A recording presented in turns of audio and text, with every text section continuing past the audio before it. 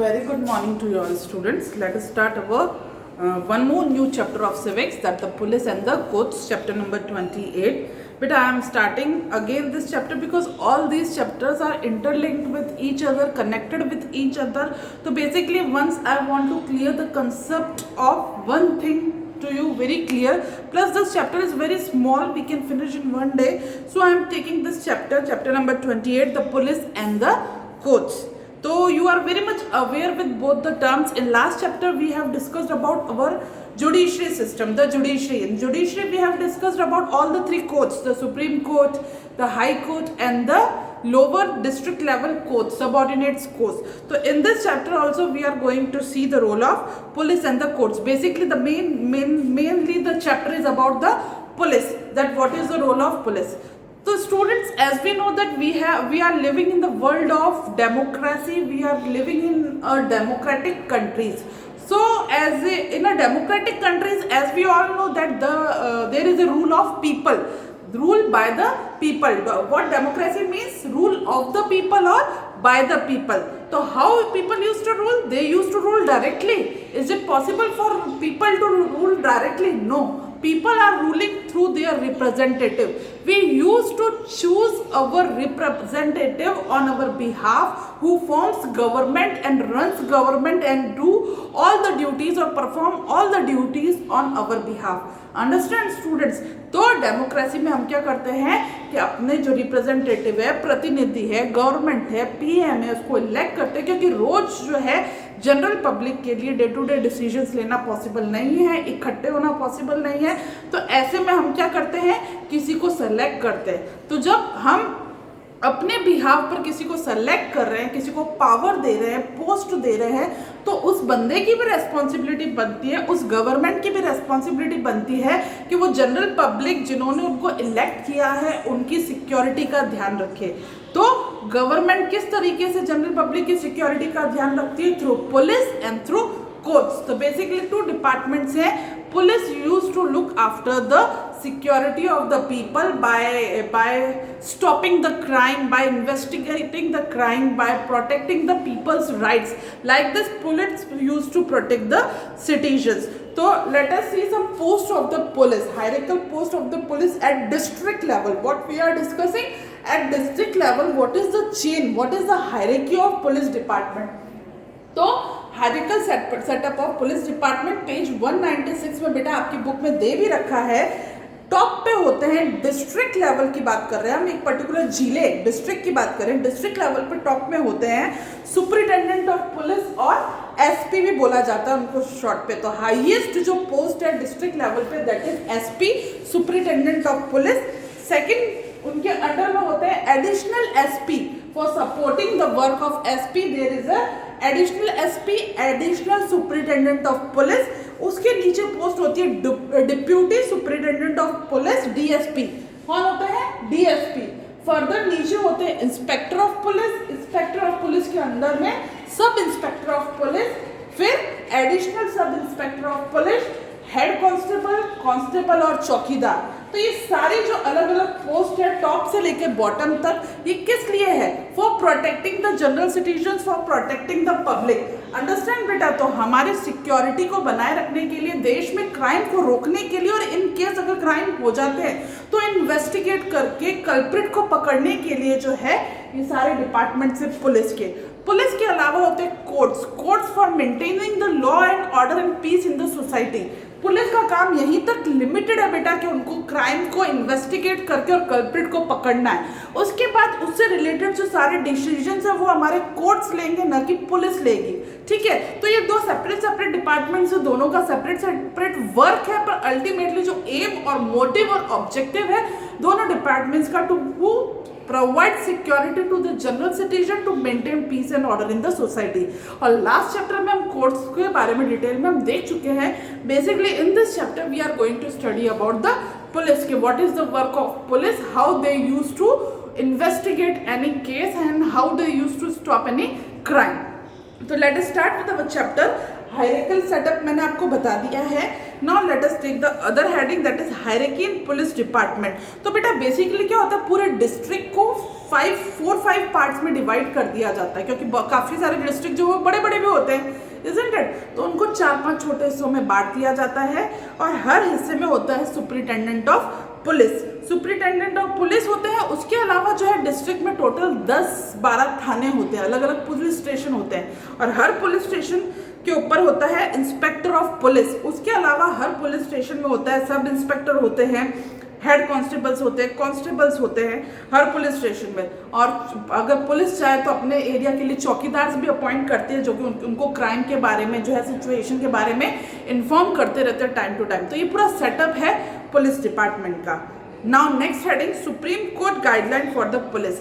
अब supreme court जो है हमारे न्यायालय हैं, उन्होंने भी पुलिस के लिए कुछ गाइडलाइंस बना रखी है कि पुलिस को कैसे एक्ट करना है। बेटा मैंने क्या बताया आपको कि पुलिस का क्या काम है, just to investigate the crime और अरेस्ट द क्रिमिनल, ठीक है। उसके आगे का सारा काम क्या है, सुप्रीम कोर्ट का। पुलिस चाहे तो किसी को बिना सुप्रीम कोर्ट की इजाजत के मार नहीं सकती, कुछ अपने बेसिस पे कोई भी पनिशमेंट नहीं दे सकती, शूट आउट नहीं कर सकती, तो ये अगेंस्ट द लॉ होता है। तो सुप्रीम कोर्ट ने भी कुछ गाइडलाइंस फिक्स कर रखी है पुलिस वालों के लिए कि पुलिस वालों को इस हिसाब से ही एक्ट करना है, उनका जितना काम है वो बता रखा है उनको, उसके अलावा जो है वो अगेंस्ट द लॉ पुलिस भी नहीं जा सकती।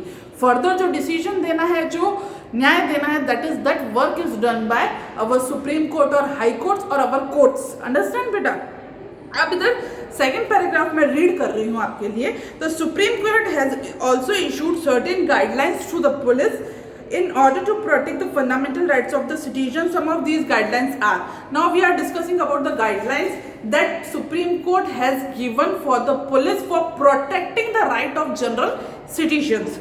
First guideline, the time and place of arrest, the venue of custody of the person accused should be noted by the police. अब पुलिस को क्या क्या करना है कि किस समय जो है कहाँ पर जो है उसको अरेस्ट किया गया है क्रिमिनल को, तो वो पूरा उसको लिखना जरूरी है ताकि पुलिस जो है अपना काम प्रॉपर तरीके से कर सके। सेकंड है, if the relatives of the excuse, जिसको पकड़ा गया है, जिस पे इल्जाम लगा है, अगर उसके रिलेटिव्स उसके साथ नहीं रहते और उनको पता नहीं है कि भाई हमारे फैमिली के किसी बंदे को किसी जुल्म के इल्जाम में पकड़ा गया है, तो पुलिस की रेस्पॉन्सिबिलिटी बनती है कि वो फैमिली को इन्फॉर्म करेंगे। Third thing, the accused should be made aware of the rights immediately after the arrest. और जिसको अरेस्ट किया गया है एक्यूज्ड बोलते हैं, क्रिमिनल तब तक उसको नहीं बोलेंगे जब तक कोर्ट जो है उसको क्रिमिनल डिक्लेयर नहीं कर देती, तब तक उसको क्या बोला जाएगा, एक्यूज। जस्ट उस पर इल्जाम लगा है, इल्जाम लगने वाले को अपन बोलते हैं एक्यूज। तो एक्यूज के जो अधिकार होते हैं कि वो अपना वकील कर सके, ठीक है, अपने रिलेटिव से कांटेक्ट कर सके, तो वो पुलिस उनके अधिकार नहीं छीन सकती, ठीक है। Article 22 of our Constitution also guarantees certain rights regarding protection against the arrest and detention in certain cases. Some such rights are the right to be informed of the reason for the arrest. Plus जो है article 22 हमारे constitution में एक article भी डाला गया है कि जिस बंदे को एक्यूज को अरेस्ट किया जा रहा है उसको पता होना चाहिए कि उसको किस इल्जाम में जो है अरेस्ट किया जा रहा है। तो पुलिस को की ये ड्यूटी है कि वो उसको बताए और उस बंदे का ये राइट है कि वो जाने कि उसको क्यों अरेस्ट किया गया है। The right to be defended by a legal practitioner of his choice, और जो जिस पे इल्जाम लगा है उसके पास ये अधिकार है कि वो अपनी चॉइस का वकील जो है कर सके। The right to be produce before the magistrate, plus जिसको भी अरेस्ट किया जाता है 24 आवर्स में उस जिस पे इल्जाम लगा है एक्यूज को मजिस्ट्रेट के पास में जो है पेश करना जरूरी होता है पुलिस के लिए, ताकि पुलिस मीन्स ये सारे एक तरीके से पुलिस पे जो है एक तरीके से अपन कह सकते हैं, सॉरी बेटा, बैन लगाया गया है कि पुलिस जो है अपने पावर का मिसयूज न करे। आ रही है बात समझ में।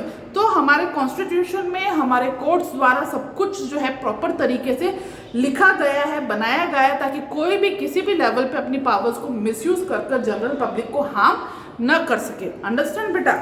Next heading, first information report, या फिर आपने सुन रखा होगा मूवीज वगैरह में एफआईआर। एफआईआर का फुल फॉर्म है फर्स्ट इंफॉर्मेशन रिपोर्ट। मीन्स जब भी कोई भी क्राइम होता है तो जिसके साथ क्राइम हुआ है उसको तुरंत पुलिस स्टेशन में नियर बाय जो जिस जगह पे क्राइम हुआ है उसके आसपास के किसी भी पुलिस स्टेशन में जाकर जो है इन्फॉर्म करना, और जो उस समय जो ऑफिसर अवेलेबल है पुलिस स्टेशन में उस ऑफिसर की ड्यूटी बनती है कि उस बंदे की बात सुनकर जिसके साथ क्राइम हुआ है और मतलब यूं भी नहीं, काफी बार लोग झूठ भी बोलते हैं, बात को बढ़ा चढ़ा के भी बोलते हैं, झूठी रिपोर्ट्स भी होती है। तो जो इंस्पेक्टर अवेलेबल है उसकी ये ड्यूटी है, पहले तो वो उसकी बात सुने और उसको मेजर करे कि एक्चुअल में ये क्राइम हुआ है या नहीं हुआ है। और अगर पुलिस को लग जाता है सबूत के आधार पे कि हाँ ये क्राइम हुआ है, तो पुलिस की ड्यूटी है कि तुरंत उसको लिखे और उसको कहा जाता है फर्स्ट इंफॉर्मेशन रिपोर्ट। अंडरस्टैंड बेटा? The first information report is the information recorded by the police officer on duty. It is lodged by the aggrieved detailed occurrence of crime on the basis of FIR. The police और इसी FIR के basis पे police अपनी investigation चालू करती है। Now where to file an FIR? तो ये मैंने बता दिया, जहाँ पे क्राइम हुआ है उस क्राइम के आसपास के एरिया में जो भी पुलिस स्टेशन है वहाँ पे FIR फाइल करवाया जाता है। और काफ़ी बार अगर वहाँ पे नहीं करवा के जिसके साथ क्राइम हुआ है वो डर के कहीं भाग गया है, तो जहाँ पे भी भाग के गया है उस एरिया में जो पुलिस स्टेशन है वहाँ पे भी, अलग जगह पे भी जाके क्राइम को रिपोर्ट करवा सकते हैं। बट वहाँ पे एक बार रिपोर्ट हो गई तो वो रिपोर्ट भेजी जाएगी उसी जगह पे जहाँ पे क्राइम हुआ है। तो अल्टीमेटली इन्वेस्टिगेशन तो वही पुलिस स्टेशन करेगा जहाँ पे वो क्राइम हुआ है। रिपोर्ट चाहे कहीं पे भी हो सकती है। आई बात समझ में बेटा? इसको आप रीड कर लेना। नेक्स्ट है how to file an FIR। FIR file कैसे की जाती है, तो इसके कुछ स्टेप्स है जो मैं रीड कर देती हूँ आपके लिए।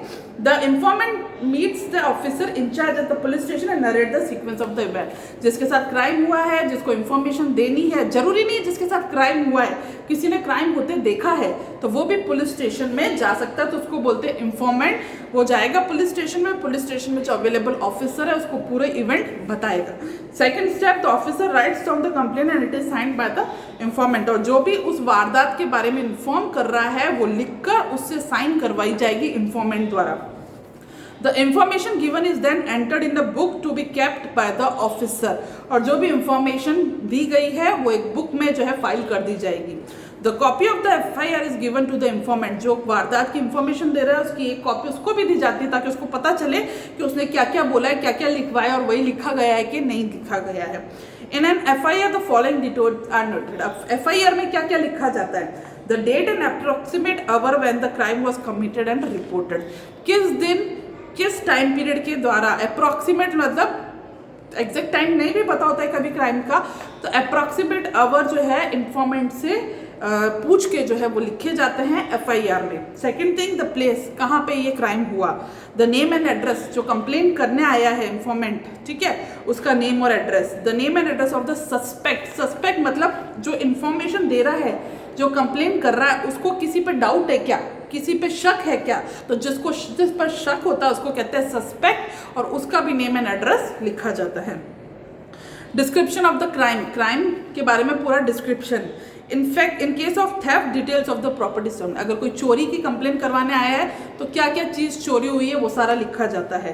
The section of the law which applies to be offence, और किस सेक्शन के अंदर ये क्राइम आता है वो सेक्शन भी FIR में लिखा जाता है। तो इस तरीके से पूरी FIR फाइल होती है और ये सारी चीजें लिखी जाती है, उसको बोलते हैं फर्स्ट इंफॉर्मेशन रिपोर्ट। अब नेक्स्ट हेडिंग है अपनी राइट टू इंफॉर्मेशन एक्ट। बेटा 2005 का अपन कह सकते हैं एक तरह से रीसेंट एक्ट जो है गवर्नमेंट ने पास किया है, कॉन्स्टिट्यूशन में ऐड किया है, जिसको बोलते हैं राइट टू इंफॉर्मेशन। पहले टाइम में जब सिटीजन्स जाते थे गवर्नमेंट डिपार्टमेंट्स में और इंफॉर्मेशन लेने की कोशिश करते थे अपने किसी पर्सनल मैटर पे, तो काफी बार उनको इंफॉर्मेशन नहीं मिलती थी, तो जनरल सिटीजन्स की कंप्लेन होती थी कि गवर्नमेंट डिपार्टमेंट उनको कुछ ढंग से नहीं बताता है। अब जो है एक एक्ट पास हो गया, राइट टू इंफॉर्मेशन एक्ट, जिसके तहत अगर जनरल सिटीजन चाहे तो कोई भी बात की इंफॉर्मेशन गवर्नमेंट डिपार्टमेंट से जाके मांग सकते हैं, किसी तरीके भी इंफॉर्मेशन ले सकते हैं और गवर्नमेंट को देनी पड़ती है। बस कुछ जो कह सकते हैं देश की सिक्योरिटी से रिलेटेड सीक्रेट जो इश्यूज है, डिफेंस रिलेटेड जो इश्यूज है, उसकी इंफॉर्मेशन जनरल पब्लिक को नहीं मिलेगी। अदरवाइज किसी भी डिपार्टमेंट में जाकर हम लोग किसी तरीके की भी इंफॉर्मेशन ले सकते हैं, हमको कोई भी इंफॉर्मेशन देने से मना नहीं कर सकता, क्योंकि ये नया एक्ट बन गया राइट टू इंफॉर्मेशन। प्लस एक स्टेट का एक्सेप्शनल यहाँ रखा गया जम्मू एंड कश्मीर का, कि जम्मू एंड कश्मीर में जो है ये राइट टू इंफॉर्मेशन एक्ट लागू नहीं होता है। नेक्स्ट हेडिंग है what if the officer in-charge refuses to file an FIR। जिस स्टेशन में ऑफिसर जो है कहीं जो कंप्लेनेंट जा रहा है और ऑफिसर कंप्लेन लिखने से मना कर देता है, तो जब ऑफिसर ही कल्प्रिट है, पुलिस वाला ही कल्प्रिट है, तो ऐसे में क्या हो सकता है, तो ऐसे में जो टॉप हायरार्की है डिस्ट्रिक्ट लेवल की, क्या बताया मैंने, एसपी। ऐसे में कंप्लेनेंट जा सकता है डायरेक्टली एसपी के पास कि मैं इस पुलिस स्टेशन में इस ऑफिसर के पास कंप्लेन लिखवाने गया था, एफआईआर लिखवाने गया था, उसने नहीं लिखी। ऐसे में एसपी जो है पूरे मामले की जांच करता है, इन्वेस्टिगेशन करता है, चाहे एसपी खुद करे या अपने बिहाफ के पे किसी और पुलिस ऑफिसर को अपॉइंट करके जो है इन्वेस्टिगेट करवाता है कि क्या कारण है जो पुलिस थाने में जो है कंप्लेनेंट की कंप्लेंट नहीं लिखी गई। नेक्स्ट हेडिंग है directives of the supreme court on FIR. FIR पे सुप्रीम कोर्ट ने कुछ डायरेक्टिव्स, कुछ प्रिंसिपल्स दे रखे हैं, ये मैं रीड करके आपको समझाती हूँ। An FIR must be filed as soon as the information about an offence. क्या है, जैसे ही क्राइम के बारे में इंफॉर्मेशन आती है तुरंत एफआईआर फाइल हो जानी चाहिए, कंपल्सरी है। Before beginning the investigation, the concerned police officer should make an interference from the facts mentioned in the FIR that an offence has been committed. अब जो है इन्वेस्टिगेशन चालू करने से पहले जो है पुलिस ऑफिसर्स जिनके पास कंप्लेन आई है वो देख लेंगे कि जो एफआईआर फाइल हुई है वो करेक्ट है भी या नहीं है। ठीक है, जो फैक्ट्स, जो तथ्य, जो सबूत दिए गए वो करेक्ट है कि नहीं है। An FIR can be registered at a police station if even if the crime, ये मैं आपको ऑलरेडी पॉइंट लास्ट वाला एक्सप्लेन कर चुकी हूँ कि अगर उस जगह पर क्राइम नहीं हुआ है पर जो कंप्लेनेंट है वहाँ उस पर्टिकुलर पुलिस स्टेशन में कंप्लेन लिखवाना गया है तो एक बार तो एफआईआर वहीं लिखी जाएगी, बाद में जहाँ पे क्राइम हुआ है उस एरिया में भेज दी जाएगी। नेक्स्ट हेडिंग है प्रोसेस ऑफ क्रिमिनल जस्टिस। तो बेटा दो तरीके के केसेस होते हैं, सिविल केसेस और क्रिमिनल केसेस। लास्ट चैप्टर में अपन ने पढ़ा भी था, सबऑर्डिनेट कोर्ट्स में अपन ने डिस्ट्रिक्ट कोर्ट्स और क्रिमिनल कोर्ट, सेशन कोर्ट्स पढ़े थे। डिस्ट्रिक्ट कोर्ट में सारे सिविल केसेस होते हैं और सेशन कोर्ट्स में सारे क्रिमिनल केसेस होते हैं, पढ़े थे ना बेटा अपन ने। उसी तरह से दो तरह के मामले होते हैं, सिविल केसेस और क्रिमिनल केसेस। सिविल केसेस जो प्रॉपर्टी से रिलेटेड, मैरिज से रिलेटेड, डाइवोर्स से रिलेटेड, तो उसके लिए क्या होता है, हम डायरेक्टली जो है कोर्ट में अपील करते हैं, अपने वकील के द्वारा जाते हैं। सिविल केसेस डायरेक्ट कोर्ट में जाते हैं थ्रू वकील और लॉयर, जबकि जो क्रिमिनल केसेस है वो पहले पुलिस के पास जाएंगे फिर कोर्ट में जाएंगे। आ रही बात समझ में? सिविल केस का डायरेक्ट जो है सुनवाई होती है, वेरस क्रिमिनल केसेस में पहले पुलिस इन्वॉल्व होगी, इन्वेस्टिगेशन होगी क्राइम की, और पूरा इन्वेस्टिगेशन मटेरियल कलेक्ट होने के बाद कोर्ट में दलील होगी और फिर फैसला होगा। डिफरेंस समझ में आ रहा है बेटा? ठीक है, अब इसमें जो कुछ पॉइंट्स है वो मैं पढ़ देती हूँ पेज 198 में। The victim files an FIR. सबसे पहले क्या होता है क्रिमिनल केसेस में, जो विक्टिम है जिसके साथ गलत हुआ है वो एफआईआर दर्ज करवाएगा। फर्स्ट स्टेप क्रिमिनल केस का मैं बता रही हूँ आपको। Once the FIR is filed the police begins the investigation. एक बार एफआईआर दर्ज हो गई, पुलिस इन्वेस्टिगेशन करना शुरू करेगी। It examines the crime scene, question the witness. Crime scene को पूरी अच्छी तरह से एग्जामिन करेगी, इन्वेस्टिगेट करेगी और जो जिसके साथ हुआ है क्राइम उसको क्वेश्चन पूछ सकती है और हर स्टेटमेंट को रिकॉर्ड करेगी और सर्च, कलेक्ट एविडेंस और सबूत इकट्ठा करने की कोशिश करेगी police. It also interrogate the suspect. और जिस पे डाउट है, जिस पे शक है, उसको भी बुला के पुलिस क्वेश्चन कर सकती है, उसको बोला जाता है इंटरोगेशन करना। ठीक है, इफ नीडेड अरेस्ट। और अगर पुलिस को शक हो गया कि हाँ भाई इसने क्राइम किया है तो उसको पकड़ भी सकती है पुलिस, जेल में भी डाल सकती है।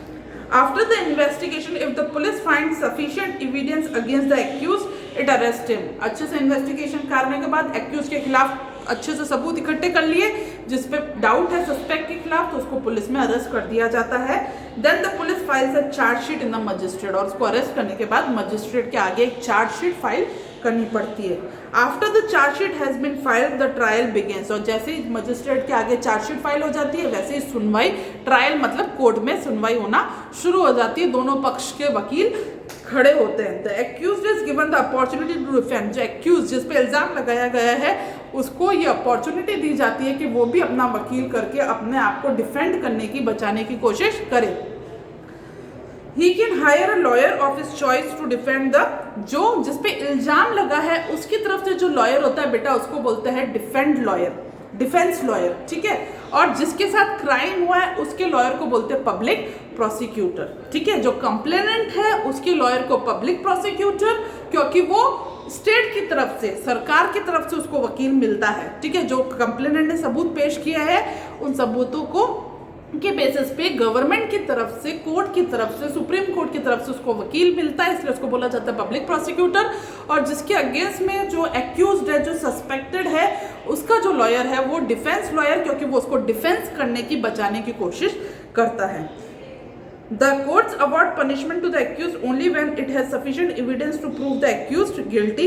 The quantum of punishment depends upon, अब कोर्ट जब प्रूव हो जाएगा कि जो एक्यूज्ड है वो गिल्टी है, उसने जुल्म किया है, तभी कोर्ट उसको पनिशमेंट देगा। अगर वो सेफ या निर्दोष प्रूफ हो गया तो कोर्ट उसको पनिश नहीं करेगा, ठीक है। और सजा जो है डिपेंड करती है कि किस तरीके का उसने क्राइम किया है, तो क्राइम के हिसाब से सजा अलग अलग दी जाती है। लास्ट के 2 टॉपिक्स बच गए अपने, role of the defence lawyer and role of the public prosecutor. अब डिफेंस लॉयर का क्या रोल है? The defence lawyer appoint by the accuse present the case on behalf of the accuse. The defence lawyer can cross examine the witness and also ask the court to summon witness to prove that the accused is not guilty. Thus, an accused is given full opportunity to defend himself through affair. अब defence lawyer जो accused की तरफ से खड़ा हुआ है, वो चाहे तो अपोजिट जिसके साथ क्राइम हुआ है उसको भी, उससे भी cross examine means cross questioning कर सकता है। उसकी तरफ से जो है सारे जो उसने सबूत पेश किए हैं उनको भी देख सकता है, जांच सकता है। इस तरह से वो अपनी तरफ से पक्ष पेश करने की कोशिश करता है। जबकि जो पब्लिक प्रोसिक्यूटर है present the case of the complainant, जिसके साथ क्राइम हुआ है, कंप्लेनेंट है, उसका केस प्रेजेंट करता है and is appointed by the state. ये मैं आपको बता चुकी हूँ। The public prosecutor presents all the facts, evidence and witness before the court to prove the accused is guilty. और अपोजिट जो एक्यूज्ड है उसको गिल्टी प्रूव करने की हर पॉसिबल कोशिश पब्लिक प्रोसिक्यूटर करता है। तो बेटा here our chapter ends. I hope you understand the chapter. Very interesting और वेरी कह सकते हैं useful from the information purpose. आपको नॉलेज होनी चाहिए, इसलिए ये टॉपिक मैंने आपको लिया है कि किस तरीके से जो है लॉ और ऑर्डर मेंटेन होता है। तो hope you understand the chapter. Here our chapter ends. Okay बेटा, थैंक यू।